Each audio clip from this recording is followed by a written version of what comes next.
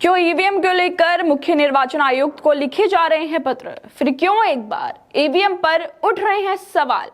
विपक्ष क्यों कर रहा है लगातार ईसीआई से मिलने की बात, लेकिन फिर भी क्यों इलेक्शन कमीशन ऑफ इंडिया से नहीं मिल रही है इजाजत?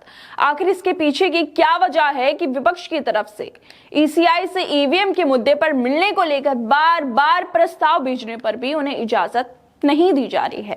दरअसल कांग्रेस के वरिष्ठ नेता जयराम रमेश ने मुख्य निर्वाचन आयुक्त राजीव कुमार को पत्र लिखकर अनुरोध किया कि उनकी विपक्षी गठबंधन इंडिया के नेताओं की एक टीम को वीवीपैट पर उनका दृष्टिकोण रखने के लिए उनसे और उनके सहयोगी से मिलने का मौका दिया जाए।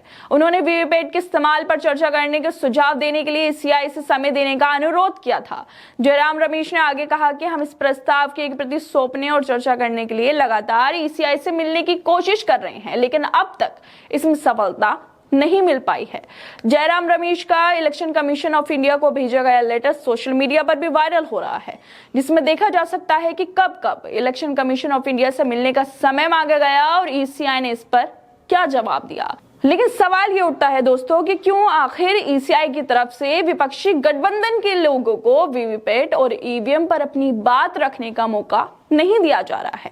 क्यों विपक्ष के लोगों को बार बार इलेक्शन कमीशन ऑफ इंडिया की तरफ से निराशा का सामना करना पड़ रहा है? जयराम रमेश ने अपनी बात रखते हुए आगे कहा कि पिछले साल 9, 10, 16, 18 और 23 अगस्त को ईसीआई के साथ विपक्षी गठबंधन के प्रतिनिधि मंडल की बैठक के लिए कई बार अनुरोध किए गए थे। 2 अक्टूबर 2023 को हमारे वकील की तरफ से एक प्रतिवेदन भेजा गया था, जिसमें काफी सारी विशिष्ट चिंताएं उठाई गई थी, जिनका जवाब इलेक्शन कमीशन ऑफ इंडिया ने 23 अगस्त 2023 को दिया था। लेकिन ईसीआई के इस स्पष्टीकरण में हमारे सवालों का ठीक से समाधान नहीं किया गया था।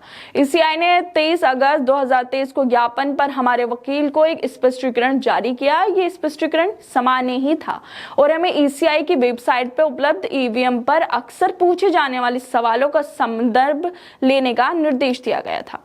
जनप्रतिनिधित्व अधिनियम 1951 की धारा 61A के माध्यम से ईवीएम के लिए कानूनी समर्थन के बारे में बताया गया।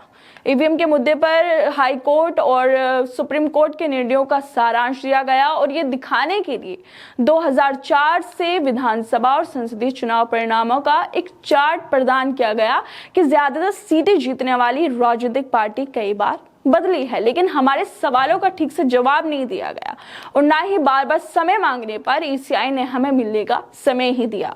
इसी वजह से मैं फिर एक बार ईसीआई से अनुरोध करता हूं कि इंडिया गठबंधन के नेताओं की 3-4 सदस्यीय टीम को आपसे और आपके सहयोगी से मिलने का और वीवीपैट पर अपने दृष्टिकोण रखने के लिए कुछ मिनट का समय देने का अवसर दिया जाए। खैर दोस्तों, आप लोगों को क्या लगता है इस मुद्दे पर कि क्यों बार बार विपक्ष के समय मांगने पर भी इलेक्शन कमीशन ऑफ इंडिया की तरफ से समय नहीं दिया जा रहा है?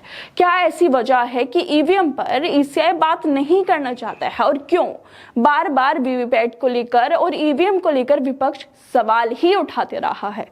आप लोगों को क्या लगता है? हमें अपनी राय जरूर दें और बाकी तमाम खबरों को देखने के लिए जुड़े रहिए हमारे साथ।